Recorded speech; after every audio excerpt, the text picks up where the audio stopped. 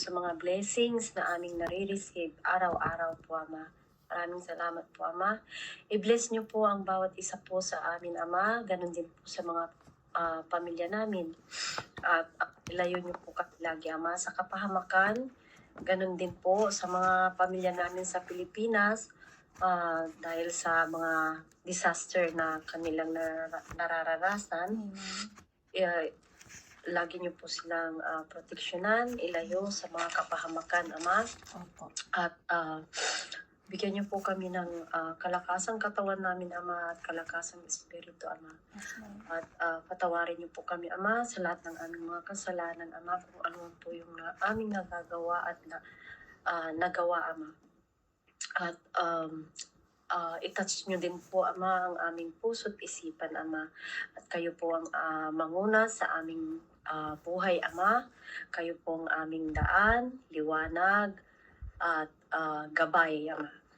At ganun din po sa aming mga anak, Ama. Gabayan nyo po sila sa lahat po ng kanilang mga gagawin, Ama. At na lumaki po silang may takot sa Diyos, mababait na mga at maabot po nila lahat ng mga pangarap nila sa kanilang buhay, Ama. Sinusurinder ko po lahat ng kapurihan, Ama, sa ngalan po ninyo, Ama, at sa anak niyo pong si Jesu Kristo at ng Espiritu Santo. Amen. Amen. Thank you po, Sis Eva. Maraming salamat po. Ano po? So tayo po ay magsimula. Ngayon po ay nasa lesson 25 na po tayo. Ano po? Lesson 25. So, ang pinamagatan po itong salvation and perseverance in trials. Ano po? Salvation and perseverance in trials. Parang yan yung ginanyo natin kahapon, sis, di ba? Kahapon ay, kahapon? Faith. Faith pala. Kahapon. Faith kahapon. Habig siya, pero faith, no? Kahapon ay salvation and perseverance in the faith. Ngayon naman po ay trials. Ano po? Bagay na bagay po ito sa atin. Ano po? So, ang key text po natin dito ay Romans chapter 5 verses 3 hanggang 5. Ayan, pwede po ba basahin, Sister Lisa? Ayan. Okay. Romans chapter 5 po. verse 5. Verses 3 hanggang 5 po. Okay. Verses 3 to 5. Sorry. And not only that, but we also glory in tribulations, knowing that tribulations produces perseverance, and perseverance character, and character hope, and character hope. Now hope does not disappoint, because the love of God has been poured out in our hearts by the Holy Spirit who was given to us. Amen. Amen. Ang ganda po, no? Ginamit din po Ito natin. yung binasa ko din Oo, kahapon. no? Ginamit din natin itong verse na ito kahapon sa faith. Ano po? So, ang sabi po dito, ulitin po natin para marinig ng ating kapatid na si Sister Eva, no? Wala po siya kahapon. Ano po? Ang sabi po dito, ano po? Sisimulan ko po sa 3. Ano po? Ang sabi po dito ay 3 dito, ayan. Hindi lamang iyan, no? Ikinagagalak din natin ang mga kahirapang ating tinitiis, ano po? Dahil alam natin ito'y nagbubunga ng pagtsatsaga, opo. Ang pagtsatsaga ay nagbubunga ng katatagan, at ang katatagan naman ay nagbubunga daw po ng pag-asa. At hindi tayo binibigo ng pag-asang ito. Bakit? Sapagkat ang pag-ibig ng Diyos ay ibinubuhos na sa ating mga puso sa pamamagitan ng Espiritu Santo or Holy Spirit na ipinagkaloob sa atin ng ating Panginoon Diyos. Amen po. Ngayon basahin naman po natin sa Book of James, Sister Lisa. James chapter 1 verses 2 hanggang 4. Ano po? Sa James chapter 1 verses 2 hanggang 4 po. Ano po? Chapter 1 verse 2 hanggang 4. Opo. Sabi dito, My brethren, count it all joy when you fall into various trials, knowing that the testing of your faith produces patience. But let patience its perfect work, that you may be perfect and complete, lacking nothing. Amen. Amen. Salamat po, Sister Lisa. Sa Tagalog naman po, ito po ay patungkol sa pananampalataya at karunungan, knowledge at faith, Sabi dito, mga kapatid, Mag-alala kayo kapag kayo dumaranas ng iba't ibang uri ng pagsubok. Lagi po natin ito nababanggit. Ano po, Sister Susan? Dapat ninyong malaman na napapatatag ang ating pananampalataya sa pamamagitan ng pagsubok. At dapat kayo magpakatatag hanggang wakas upang kayo'y maging ganap at walang pagkukulang. Purihin po ang salita ng ating Panginoong Diyos. Ngayon, lumako tayo sa next page. Ang sabi dito, maraming tao ang iniisip na kapag tumanggap na sila kay Jesus Christ, magiging madali na ang buhay. Ano po? Yan po yung mga iniisip ng mga ibang bagong Kristiyano. Ano po? Ngunit kabaligtaran ang sinasabi ng Bible, ano po? Ang tunay na pananampalataya daw po ay sinusubok. At ang pagsubok ay hindi hadlang sa kaligtasan, kundi bahagi daw po ito ng ating paglago sa kabanalan, which is tinatawag nga po na sanctification. Ano po? Now, sa kasaysayan noong unang church sa Book of Acts, no po, yung tinatag ng ating Panginoong Hesukristo, hindi po ba? Sa Book of Acts po yan, tinatag po ni Jesus Christ, ang una nating church na tinawag nga pong Christian. Ano po? Maraming Kristiyano ang nakaranas ng matinding pagsubok mula sa pag-uusig ng mga Romano, no po, hanggang sa diskriminasyon sa lipunan, sa government, no? Nakatanggap sila ng discrimination mula dun sa mga Romano. Ang pagsubok ay hindi aksidente, mga kapatid, no po. Ginagamit ito ng Diyos upang patatagin, linisin at hubugin ang kanyang mga mananampalataya, ang kanyang mga followers. Tayo po yun, no? Mga believers. Ano po? Ngayon, pag-aaralan natin kung paano ginagamit ng ating Panginoon Diyos ang mga pagsubok upang tayo ay lumago sa kabanalan at maging matatag pa tayo sa pananampalataya bilang bahagi ng ating buhay bilang believers. Amen? Dumako tayo sa number 1. Ang sabi po dito, trials build endurance. Ano po? Romans 5 hanggang 3:4, yung binasa kanina. Sinabi po ito ni Paul, no, ni Apostol Paul, we rejoice in our sufferings. Yung mga sinaunang panahon, ano po, unang siglo pa, no, ang mga Christians daw po sa Roma ay nakakaranas ng matinding opposes, no po, or pag-uusig, pang-aapi, ano po, at discrimination. Kaya ang pahayag dito ni Apostol Paul ay hindi theory, no, kundi ito po ay isang praktikal na payo para sa kanila, sa mga Kristiyano, para sa ating din po ngayon. Ano po? Ang salitang perseverance sa Romans chapter 5 verse 3 hanggang 4, sa salitang Greek daw po, ito ay tinatawag na hypomone. Ano po? Ito daw po ay nangangahulugang steadfast endurance. Na pag-aralan po namin ito kahapon. Ano po? Hindi lang basta pagtitiis ito, mga kapatid, ha? Kundi matatag sa paninindigan sa gitna ng ating nararanasang kahirapan. Amen. Ang pagsubok ay ginagamit ng Diyos hindi upang wasakin tayo, ha? Kundi upang patibayin ang ating pananampalataya. Sa ganoong paraan po, ang ating pagtitiis ay isang evidence ng tunay na tayo ay nananampalataya talaga at bahagi ng ating paglago ito sa kabanalan. Amen? Parang ginto na dinadala sa apoy, hinihinang to, no? Hinihinang talaga, no? Yung tunay na ginto, at tayo sa atin naman, kung sino ba talaga yung tunay na mananampalataya, siyang matitira, ano po? Now, sa pamamagitan ng init ng apoy na ito, no? Natatanggal ang dumi at lumalabas ang dalisay na anyo. Ganyan din ang pagsubok natin, mga kapatid. Nililinis tayo ng Diyos sa pamamagitan nito upang lumabas ang tunay na lalim at tibay ng ating pananampalataya. Inaalis ng Diyos yung mga kahinaan natin, inaalis ng Diyos yung mga karumihan natin. Amen? Kailangan kasi pure tayo eh. Talagang pure tayong dapat haharap sa ating Panginoong Diyos one day. Number 2, ang sabi dito, trials shape our character, no? Sinishape din daw po nito ang ating mga character, no po? Yung binasa kanina sa James chapter 1 verses 2 hanggang 4. Sabi ni James doon, no? Ito ay step brother ni Jesus Christ. Ano po? Si James. Sabi ni James, consider it pure joy. Ano po? Whenever you face trials of many kinds. Hindi po ba parang weird sa makakarinig na, ano ba yan? May problema ka na nga, Sister Susan. Ang saya-saya mo pa. Diba? Parang ang weird po pakinggan, ano po? Kasi hindi nga po nila naiintindihan. Hindi naman po porke dumadanas tayo ng trials, masaya tayo. Hindi po ganun ang ibig sabihin nun. Ang ibig sabihin po ng consider it pure joy ay, syempre, kahit na dumaranas tayo ng paghihirap, syempre, gumagaan yung pakiramdam natin. Bakit? Kasi ibinibigay natin to sa Diyos. Kasi pinangahawakan nga po natin yung Jeremiah 29:11, di ba? Na ang Diyos, ang plano niya sa atin ay hindi tayo para mapahamak, kundi sa ating ikabubuti. Kaya ang Diyos, alam niya kung ano yung pinagdadaanan natin, tutulungan niya tayo kung ito ay ibibigay natin sa Kanya. Ano po? Kaya nandoon yung joy natin eh. Hindi tayo masyadong nabibigatan, hindi tayo nagpapakamatay, hindi po ba? Ayan pong ibig sabihin nun ha.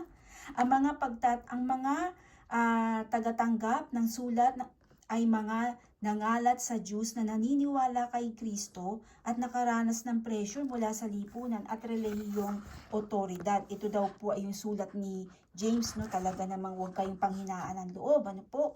Dahil ang Diyos ay sumasa inyo kahit na anuman ang inyong pinagdadaanan. Ang mga pagsubok ay nagbubunga ng steadfastness, no po?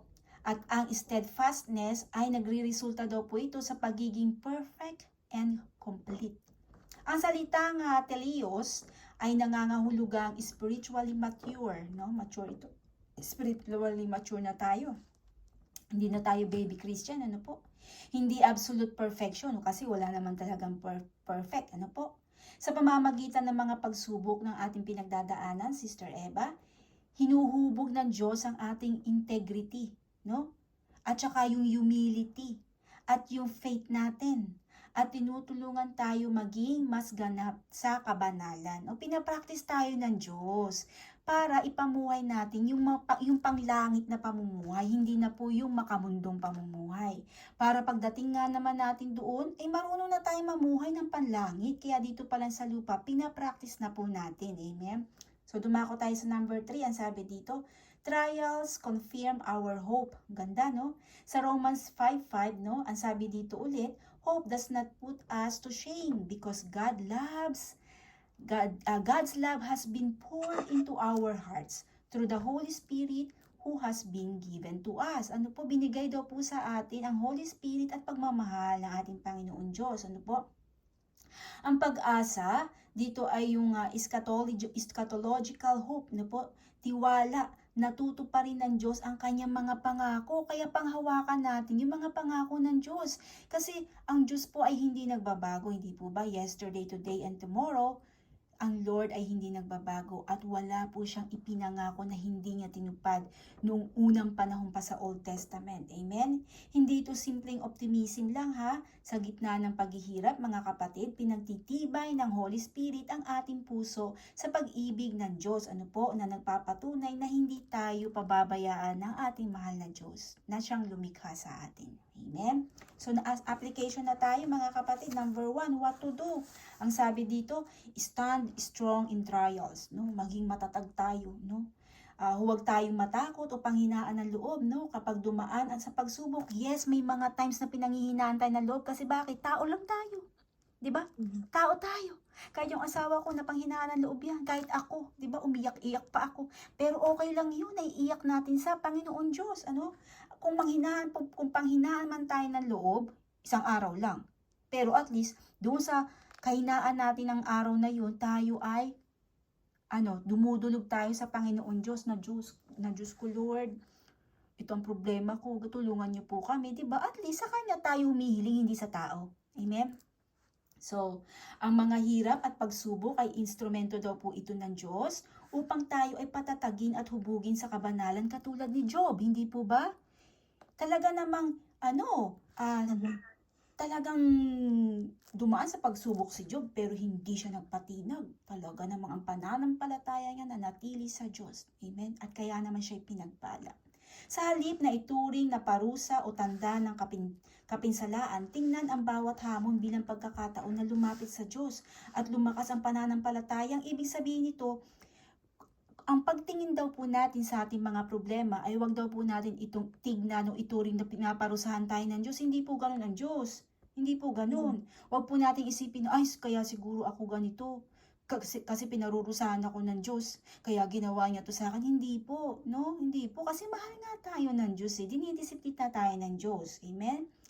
Isipin po natin ito na pagkakataon na lumapit na tayo sa Diyos, no? Kapag nakakaranas tayo, just na natin to para lumapit sa Diyos. Amen? Pero, wag naman po ibig sabihin na porke may trials ka doon ka lang lalapit. Hindi po ba? Kailangan lagi po tayong lalapit kahit nakakatanggap tayo ng blessing, magpasalamat tayo sa Diyos. Ano po? So sa ganitong paraan mga kapatid, bawat pagsubok ay nagiging hakbang espiritual na paglago. Kaya lumalago tayo sa bawat experience na ating nararanasan. Bakit? Kasi napagtatagumpayan natin ito kasama ang ating Panginoon Diyos. Yung pananampalataya natin matatag pa rin, di ba? Hindi natin sinasaktan ang sarili natin, hindi natin ginugutom ang sarili natin. Yes, nagfa-fasting tayo, but iba naman po yun. Prayer and fasting naman po yun. Amen? So, number 2, ang sabi dito, rejoice in growth. Ang sabi dito, ang kagalakan sa gitna ng pagsubok na ating nararanasan ay hindi dahil sa sakit o hirap mismo, ano po? Kundi dahil nakikita natin ang bunga ng ating paglago at pagbabago. Sa habang nakakaranas tayo ng mga pagsubok, mga kapatid, hindi po ba natin nakikita ang ating mga pagkilos? Nagbabago po tayo, hindi po ba? At nagiging matured po tayo sa bawat karanasan na ating nararanasan. Amen? Kasi natututo po tayo. Nalalaman natin kung saan tayo nagkulang. Nalalaman natin kung ano yung dapat hindi na natin gawin, di ba? Nalalaman din natin na dapat pala ganito tayo, hindi na ganun, di ba? Kaya doon yung nakikita na pag-matured natin spiritual, ano po? Kapag tiningnan natin ang hirap bilang opportunity para lumago, nahuhubog ang ating character, di ba? Talagang nagbabago ang ating character, nagiging matured tayo, ano po? Tsaka yung integrity natin talaga namang mas tumataas yung ating integridad, ano po? Nagkakaroon tayo ng humility, ano po? At pagtitiwala sa Diyos, yun po ang higit sa lahat, ano po? Parang ginto na nililinis yan sa apoy, hinihinang, no? Hinihinang, talaga namang yung tunay na ginto lang matitira. Kaya dapat ganun po tayo, ano po?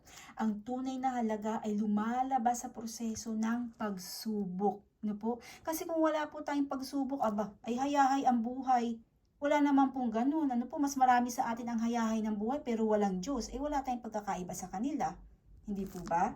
So, number 3, hold on to hope. Ayan, sabi sa atin, ano? Ang pag-asa na ipinagkaloob ng banal na Espiritu or Holy Spirit ay hindi ito nakabase sa ating mga sitwasyon, mga kapatid, kundi sa tiwala, sa katapatan ng Diyos at kanyang mga pangako, no? Kahit sa gitna ng problema o kabiguan na ating nararanasan, pinagtitibay ni Holy Spirit ang ating mga puso sa pag-ibig ng Diyos, opo? Ang pag-asa na ito ay nagbibigay lakas sa atin upang magpatuloy tayo at hindi panghinaan ng loob, no po? Dahil alam natin na may magandang plano ang Diyos. Jeremiah 29:11, mga kapatid. May plano ang Diyos sa bawat pagsubok na ating nararanasan. Bakit? May itinuturo siya sa atin eh. Sa bawat pagsubok na ating nararanasan ay mayroong itinuturo ang Diyos sa atin. Amen? Amen po ba? Ayan. So, dumako tayo sa number 4. Malapit na tayo matapos. Ang sabi dito, encourage fellow believers. Ayan, parang nagamit natin ito kahapon. Ano po, Sister Lisa?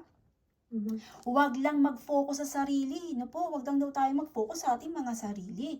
Ang pagiging tagapagpalakas ng loob sa kapwa Christian ay bahagi rin ng paglago sa pananampalataya. Ibig sabihin, Sister Eva, Sister Susan, Sister Lisa, ako po, tayo pong apat na naririto ngayon, palagi daw po tayo magpalakasan papunta sa Panginoon. Kapag nangihina ang isa, tulungan natin, kapatid, ano bang maipapayo namin sa iyo? Ano bang pinagdadaanan mo? Pwede ka ba namin ipagdasal? Di ba? Yung ganun po, ano? Maaari kang magbigay ng salita ng hope, pag-asa. Ano po, kapatid, huwag ka nang malungkot. No, ang Diyos ay may tinuturo sa atin. Yung mga ganung payo po, ano po? Nakakagaan na loob yan ng ating mga kapatiran, ano po? Umiyak man sila sa atin, alam naman nila na meron silang karamay. Amen? Mag-pray tayo, nakasama sila, ipag-pray natin sila, tanungin natin sila, kumustahin natin sila. Amen? Kaya nga po sa kapatiran, sa mga believers, ang hilig-hilig ko pong mangumusta. Tanong mo si Sister Eva, kumusta na po kayo? Ganun na. Mahalaga po na kumustahin natin ang isa't isa. Siyempre, may mga time na ang salitang kumusta ay nakapagbibigay sa atin ng joy, di po ba? Amen po. So, sabi dito, mag-pray kasama ng mga co-believers o magbahagi ng sariling karanasan sa pagsubok. Ito naman po yung tinatawag nating testimonies. Ano po? At gustong-gusto pong ito ni Sister Susan. Ano po? Mag-share ng testimonies. So, sa ganitong paraan, nakakatulong tayo sa iba na makita ang layunin at kabutihan ng Diyos sa bawat hamon. Bakit? Habang tayo nagsishare ng ating mga nararanasan, hindi po ba ang sinishare natin dito ay yung kabutihan ng Diyos sa atin? Amen? Kasi yun po yung ating pinagyayabang eh. Sabi nga, huwag kayong magyabang ng kung anong meron kayo. Kung magyayabang man kayo, ipagyabang ninyo yung kabutihan ng Diyos sa inyo. Hindi po ba nasa Bible yan? Amen. So, sabi dito, no, nakakatulong tayo sa iba na makita ang layunin at kabutihan at pagmamahal ng Diyos sa bawat hamon. At nagiging instrumento ng Diyos sa paghubog ng pananampalataya sa iba. Ginagamit tayo ng Diyos bilang instrumento sa bawat isa sa atin. Kasi binibigyan natin sila ng kalakasan, word of encouragement. Amen? At prayer. So, conclusion na. Tapos na tayo. Conclusion. Sabi dito, ang mga pagsubok ay hindi hadlang sa kaligtasan, kundi bahagi ng ating paglago sa kabanalan bilang anak ng Diyos. Sa bawat luha, sa bawat hirap, kumikilos ang Diyos upang hubugin tayo ayon sa larawan ni Jesus Christ. Hindi madali ito mga kapatid, hindi madaling maging Kristiyano, ngunit may malinaw na layunin. Sa huli, hindi tayo mapapahiya dahil ang ating pag-asa ay nakaugat sa pag-ibig ng Diyos na ipinahayag sa pamamagitan ng Holy Spirit na meron tayo ngayon sa puso natin. So hanggang dito na lamang po, and to God be all the glory. Maraming pong salamat sa mga nakinig. Hayaan niyo po si Sister Lisa. Sister Lisa, pwede ka po mag-closing prayer? Salamat po. Sa ngalan ng Ama, ng Anak, ng Espiritu Santo. Amen. Ama naming sumasalangit at makapangyarihan sa lahat at mapagmahal. Maraming salamat po, Panginoon, sa araw na ito na aming napag-aralan na